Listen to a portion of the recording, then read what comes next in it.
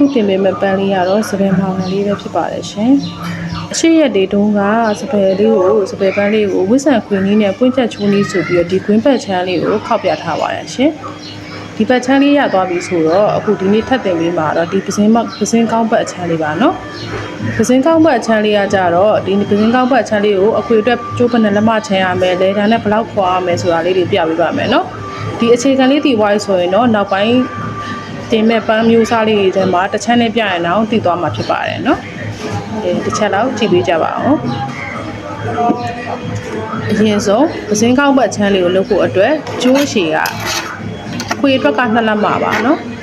အခွေအတွက်က2လက်မလေတံအတွက်ကလက်မဝဲအားလုံးပေါင်း2ခွဲကျိုးအတူဆိုရပါတယ်နော်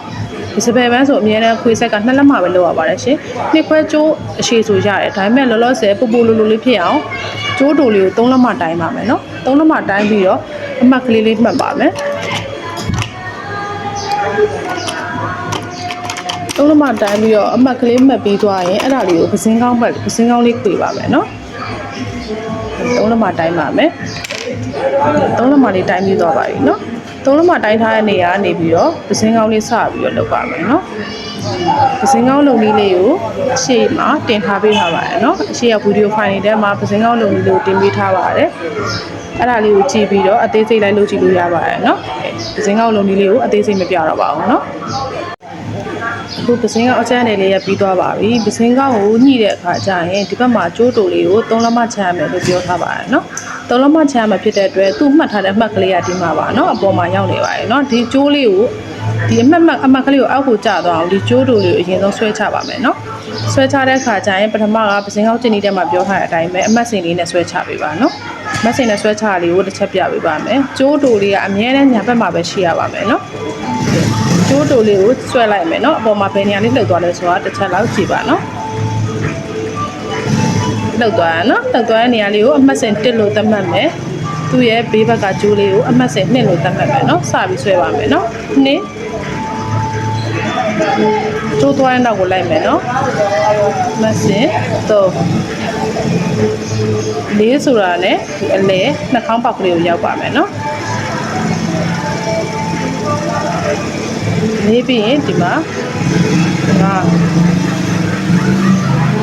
5ပြီးရင်6ပြီးရင်9ပြီးသွားရင်ဒီမှာနော်8 9ဆိုတာနဲ့ဒီမှာအောက်ကကျိုးတူလေးကိုဆွဲချလိုက်ပါမယ်ကဲအမှတ်ထားတဲ့ကျိုးလေးကအောက်ကိုကျသွားပါပြီเนาะအဲ့ဒါဆိုရင်နည်းနည်းလေးပွားနေသေးရဆိုရင်ဒီဘက်ချမ်းမှာအခုချစ်ထားတဲ့ပုံစံတိုင်းလေးပဲချစ်ပေးပါเนาะစင်ကောင်းလေးပြီးသွားပါပြီเนาะညီနဲ့ညာလေးနဲ့ချစ်ထားပါတယ်မမခက်ခဲလေးလည်းဖြစ်သွားပါပြီအဲ့ဒါဆိုရင်အပွင့်လေးဆက်ပြီးတော့ချိုးရမယ်เนาะဒီပစင်းကောင်းလေးရဲ့အောက်ကနေပြီးတော့လက်မဝက်ဆင်းပါမယ်เนาะအောက်ကနေပြီးတော့လက်မဝက်ကိုအမှတ်ကလေးမှတ်ပါမယ်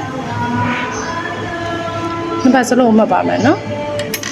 မှတ်ပြီးရင်ကျိုးတူလေးကအမြဲတမ်းညာဘက်မှာရှိရပါမယ်ရှင်ကျိုးတူလေးကညာဘက်မှာမရှိဘဲနဲ့ဒီလိုမျိုးလေးချိုးချိုးချောင်းလေးပေါ်ပြီးဒီဘက်ဘယ်ဘက်မှာရှိတယ်ဆိုရင်ကိုယ့်အဝလက်ကလေးနဲ့ဒီလိုမျိုးလေးနော်ဆွဲပြီးဒီလိုလှည့်လို့ရပါတယ်နော်ဒီလိုလေးလှည့်လိုက်ရင်ပြန်ပြီးတက်သွားမှာပါအခုကတော့အလိုလျောက်ကျိုးတူလေးကညာဘက်မှာရှိတဲ့အတွက်မလှည့်တော့ပါဘူးနော်ကဲဒီဘက်ကအလှကျိုးတယ်ဒီဘက်ကကျိုးလေးကတော့မချိုးချောင်းဘက်ပေါ်နေပါအဲ့တော့လှဖြစ်သွားအောင်ဒီလိုလေးလှည့်ပါမယ်နော်အဲ့ဆိုရင်နှစ်ခုစလုံးဟာအလှပဲရောက်သွားပါပြီနှစ်ခုစလုံးအလှပဲရောက်သွားပြီဒီအောက်မှာ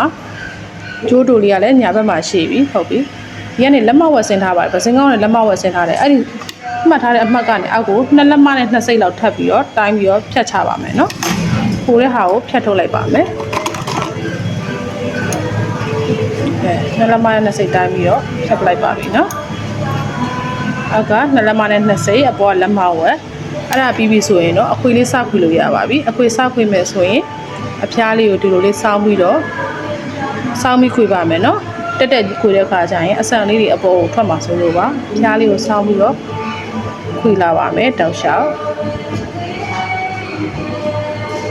ညီလေးခွေပါမယ်နော်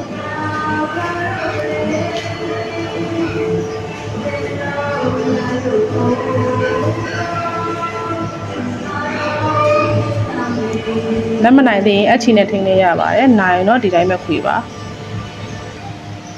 က ကဲဒီမှာအမှတ်ကလေးကိုရောက်ခံနေပြီဆိုရင်ရက်လိုက်ပါမယ်နော်ဒီမှာ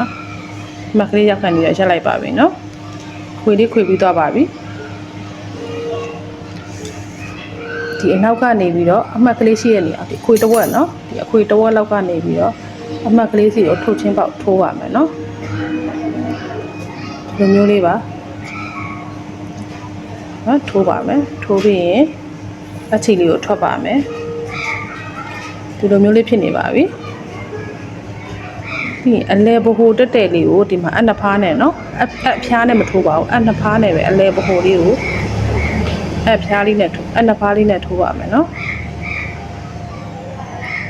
အဲ့ဒါလေးအရေးကြီးပါရဲ့နော်ပန်လေးကဝတ်ဆန်လေးလှဖို့ဆိုရင်အနှစ်ဖားနဲ့ထိုးဖို့လိုပါရဲ့နော်ဆက်ထိုးပြီးွားရင်တင်းတင်းလေးဖြစ်သွားအောင်နောက်တစ်ချက်ပထမချီနဲ့ဒုတိယချီနဲ့တစ်ထပ်တည်းကြအောင်ဆွဲပြီးတော့နောက်တစ်ချက်ထပ်ထိုးရမယ်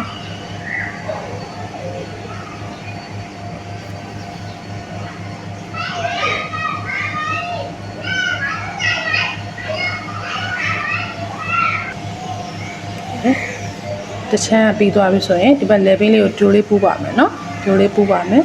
ဒိုးလေးအခွေလေးကိုလက်မနဲ့လက်ခလဲနဲ့ထိန်းခိုင်းပြီးလက်ညှိုးလေးနဲ့ဒီလိုလေးဖိထားပါဖိပြီးဒီဘက်ကချီကဒီလိုအနောက်ကနေဒီလိုလာမယ်လာပြီးတော့အခွေရဲ့အလဲကိုအနှစ်ဖားနဲ့တစ်ခါလေးတန်းထိုးပါမယ်နော်ဒီချီကဒီလိုလဲပြီးတော့တစ်ပတ်သွားမပတ်ပါအောင်နော်ဒီလိုလေးပဲသိမ့်ပါပါနော်ဒါလေးနဲ့ဖိထားပါဒီလိုလေးပါနော်ပြီးရင်နောက်ထပ်တရက်ထပ်တင်မယ်ထပ်တင်ပြီးရင်လည်းအနှစ်ဖားနဲ့ပဲအလဲဖို့ထည့်ပါမယ်ဒီလိုလေးပါနော်ပြီးအချီကိုဒီဘက်ကလက်မနဲ့လည်းဒီလက်ချောင်းသုံးချောင်းနဲ့တို့ထိန်းပြီးဆွဲထားပါမယ်နော်ပြီးအခွေလို့ဒီလိုထိန်းထားပါမယ်အချီလေးတင်းတင်းဆွဲထားပါမယ်နော်ပြီးရင်ဒီဘက်ကလက်မနဲ့လက်ညှိုးနဲ့ကလက်မလေးနဲ့ချိုးမယ်လက်ညှိုးလေးနဲ့ဖိမယ်လက်ကလေးနဲ့လက်မနဲ့ကအခွေကိုဒီလိုထိန်းမယ်ထိန်းပြီးရင်ချီလေးကိုဒီလိုတရိပ်ရစ်မယ်ဒီပွင့်ချက်လေးရဲ့အရှိရလည်း2စိတ်3မဟုတ်3စိတ်လောက်ပဲရှိပါမယ်နော်အဲ့လောက်ကအလှဆုံးပါပဲအနေတော်စိုက်ပါမယ်နော်အဲ့တိုင်းလေးတောက်လျှောက်ချိုးသွားပါမယ်ရှင်ဟဲ့ပြီးရင်ဒီဘက်ကခြီကဒီလိုလေးအမြဲတမ်းဆွဲထားပါမယ်နော်ဒီဘက်ကညာလည်လေးကခြီကိုထိန်းပါမယ်လွယ်လည်လေးကပွင့်ချက်ကိုချိုးပါမယ်ညီညီလေးချိုးသွားပါမယ်လက်ညှိုးလေးနဲ့ဖိမယ်လက်ကလည်းလက်မအဖိကိုထိန်းမယ်ဒီလိုလေးပါနော်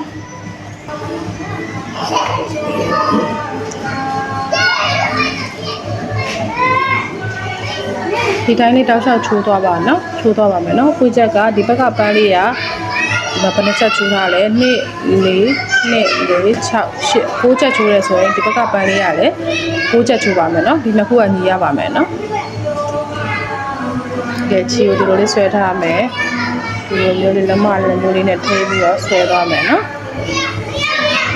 အဲ့ဒါကိုအန်ဘာလေးနဲ့စိုက်ပါမယ်ဒီတိုင်းလေးတောက်လျှောက်ညီညီလေးချိုးသွားပါမယ်နော်ချီကိုတင်းတင်းလေးဆွဲမယ်ဒီလိုမျိုးလေးပါနော်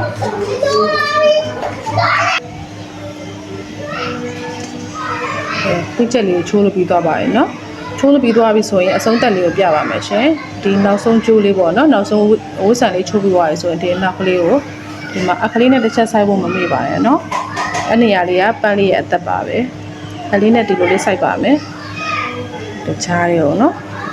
အဲ့လိုစိုက်ထားမှသာလေဒီကျိုးလေးကိုအနောက်ကိုခောက်သိမ်းတဲ့အခါဒီပွင့်ချက်လေးကနောက်ကိုလိမ်ပြီးလိုက်မလာပါနော်အဲ့လိုအမစိုက်ခဲ့ဘူးဆိုရင်ပွင့်ချက်ကပါအနောက်ကိုလိမ်လိုက်လာပြီးတော့ပန်းနေမလှပဲဖြစ်တတ်ပါတယ်နော်ပြီးရင်ဒီမှာဒီလိုလေးခောက်ချပါမယ်နော်ခောက်ချမယ်ခောက်ပြီးရင်ဒါလေးကိုချီတုပ်ပြီးရင်ဖြတ်လိုက်ရင်ပန်းလေးတစ်စုံရပါပြီနော်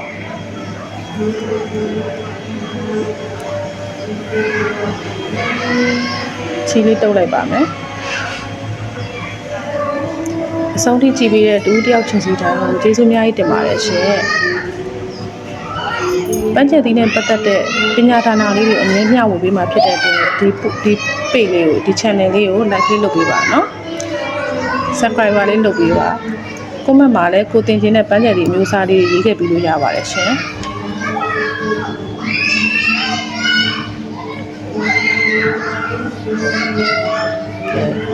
စပယ်မောင်နှံလေးရပါပြီနော်ကျေးဇူးအများကြီးတင်ပါတယ် ဒီစပယ်ပန်းအခြေခံလေးထိုးတက်သွားပြီဆိုရင်အင်ဂျီမှာလှဆင်လို့ရပါပြီเนาะမြန်မာအင်ဂျီလေးတွေမှာအသုံးရပါတယ်ရှင်ဒီခင်ဗျာကြီးတင်ပါတယ်